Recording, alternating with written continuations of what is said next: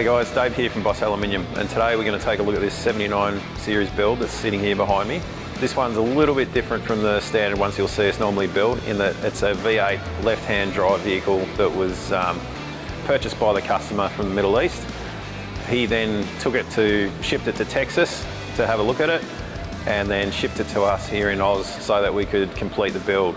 This build's being done for Samson, a customer of ours, and who's become a good friend over this journey, because it's been well over a year the planning and everything that's gone into this build. So it's really awesome to see everything come together, and we're going to take a look through at what we've got here behind us. When Samson first contacted us, he was after basically a build that could be remotely toured and had everything in it that he would need to do that. So he came to us, gave us a list of what he'd like, and then he asked our advice, and we helped guide him through the whole build process and what he was going to need to have this as a remote tourer going all over the world, but especially South Africa. So that's how this whole thing came about. Okay, so we'll start with the front of the vehicle and work our way back. So first things first, we have the ARB bar and side rails and steps, which also has the Evo 12,000 pound winch in there, and the wireless remote and a cable if you need it. We've also got steady lights tucked into here and the spotlights on here. There's also a steady light bar mounted up on the Rhino platform. One of the requests from the customer was to matte black the bonnet, so that's actually been sprayed, and that's just to help with the reflection from the LED light bar from the top as well. So now we'll take a look under the bonnet.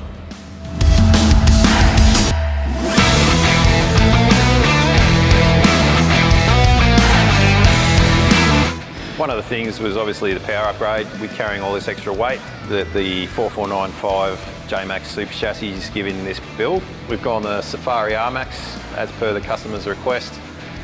Catch can up here as well, and you can see the Safari module there, all neat and tidy. There's also a diesel pre-filter, and over here we have an isolator for the winches. Now, one thing you'll notice when you actually have a look in here is, being a left-hand drive, we've had to put the Hydro Boost on this side, which is usually where your second battery goes. So we haven't needed to go a second battery in here because it's got a 320 amp hour lithium in the back, and then a 125 lithium in the cab as well. And then we've upgraded to a heavy duty battery here.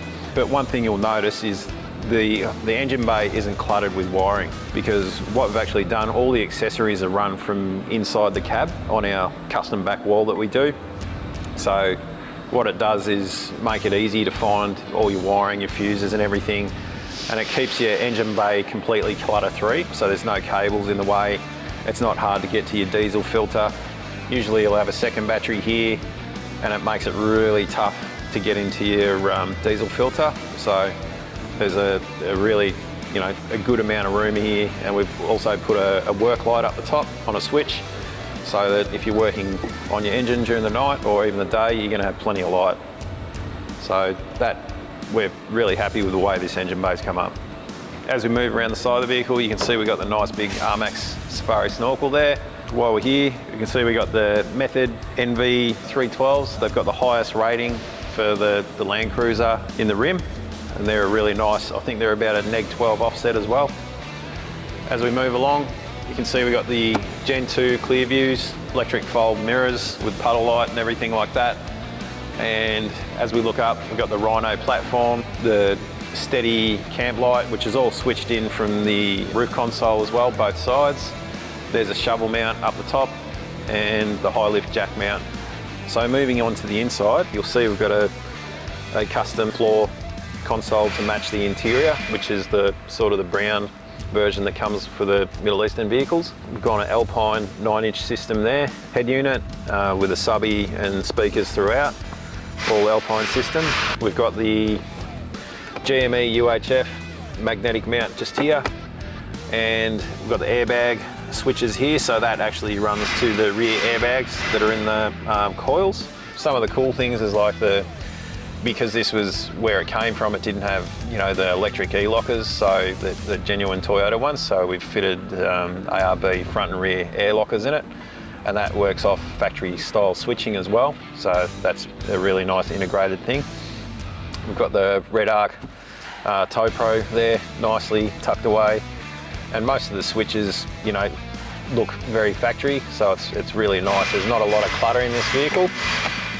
Up on the roof console, which, you know, we've got all the switches for work lights, camp lights, everything like that.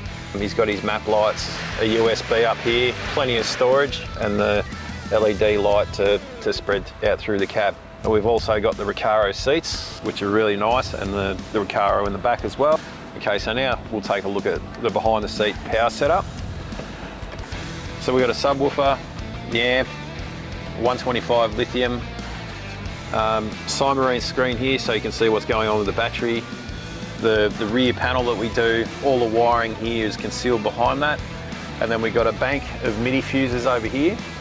And then all the accessories basically are either on a Deutsch plug or Anderson plug that can be quickly isolated and disconnected if needed. Over the other side, we've got a fuse panel as well. So there's all the fuses, blade fuses and relays in there.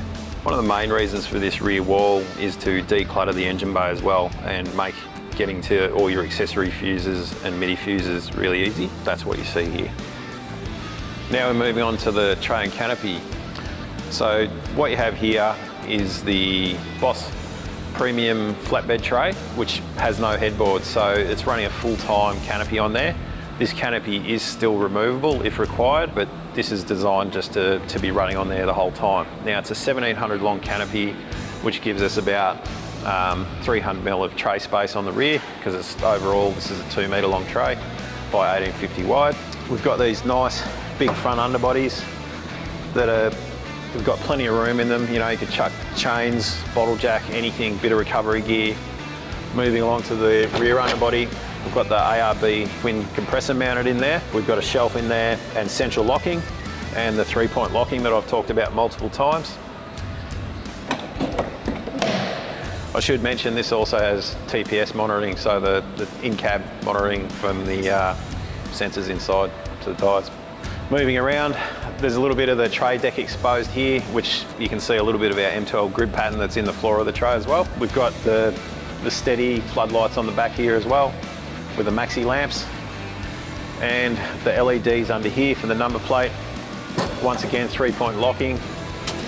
So this is central locked as well, this rear drawer, so it makes it really easy. You just press your button and walk away and forget. We've got the tabletop here, so that's very handy for cooking or working on there, having your tools. Got the camera there, fuel filler through the rear. The good thing with that is having that through the rear means that you can basically fill that car, you can pull up to the petrol pump, whether it's on your left or right hand side, and you easily get to that. So that's a really handy spot to have that. And that runs into the Brown Davis 185 litre rear tank, replacement tank. And this has also got the 140 litre Brown Davis tanks under here as part of when we do the 4495. And there was an auxiliary type factory switch in the cab, which means you can switch over while you're driving too. So just more storage. They're all carpeted as well, being a premium tray. Once again, central locked. So coming around here, we've got the filler to the, I suppose, the auxiliary tanks, the 140 litres under there. And we've got Anderson plugs that can disconnect the power. And there's also a lithium battery outlet there. So if you wanted to power something on your site or to your tent or anywhere else, you've got a power supply there. So it could be a fridge, whatever you need. And I should just mention there's actually one of those also at the rear of the chassis too. Okay, so now we'll move on to the canopy. All central locked, all 3 points. We've got LED lights here, LEDs here. They're all metre long, so they're going to give massive spread into the canopy and also out here as well. It's all run through the red vision. So now we've got the lights on. These are the tricolour. So we've got orange in between, orange and white, and they can be dimmed up and down, which is especially handy when you're out in the middle of nowhere and there's no lights. You can bring them right down. So this is a little bit different once again because we're a left-hand drive, not a right-hand drive. So the canopy is in reverse as it would normally be. So we've got the power system here, the Red Vision, the Battery Manager 30, a 320 amp hour lithium in there with a 2000 watt inverter. So it should be plenty of power for what he needs. And that's all neatly housed in a housing, so you're not losing any space. We've got a nice big drawer, and then he's got a whole range of the canvas bags as well. This is actually getting packed into a container and shipped in the next couple of days, so we've had to empty it all out to show you. We got the adjustable shelves here as well. So now what we'll do, we'll move around to the other side.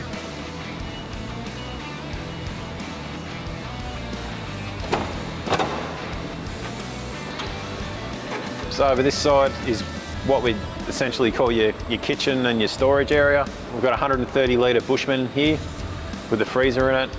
Very nice fridge.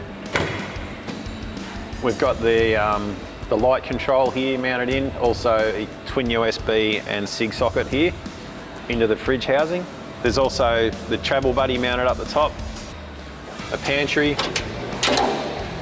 which is handy for putting everything in it. We've also got a pull-out drawer, and then we've got something a little bit different. I'll push this back in. We've got the Safari twin induction cooktop as well. So that's wide in, so you basically can turn it on at any point when the Red Vision's on. Okay, so that's sort of the inside of the Canopy. I should just point out there's a really nice little section here for tables and chairs as well, and plenty of tie-down points everywhere through the Canopy. On the exterior, we've got the camp lights here as well. They're directional. You can move those around to wherever you need them. We've got the heavy-duty ladder, the 2 spare wheel mounts, and up the top we've got the Boss RT1 Overlander as well. So that's got everything in it, the Sirocco fan, the power, everything you could ever need.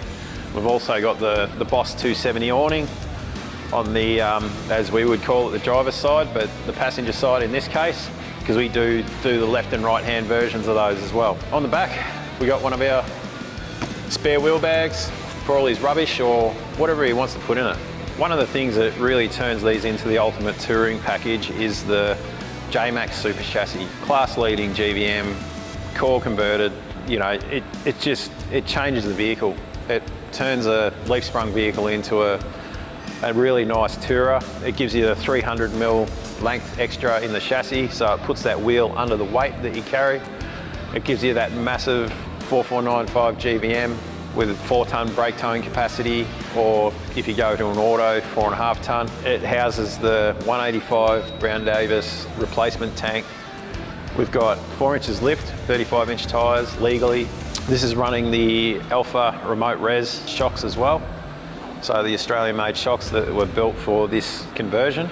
So we've got the 3.5-inch Torqued stainless steel exhaust.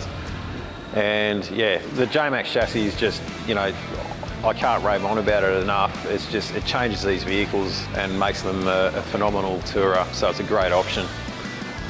Okay guys, so that's pretty much a wrap on this build. There's still stuff we didn't get to go over. There's a lot in this build.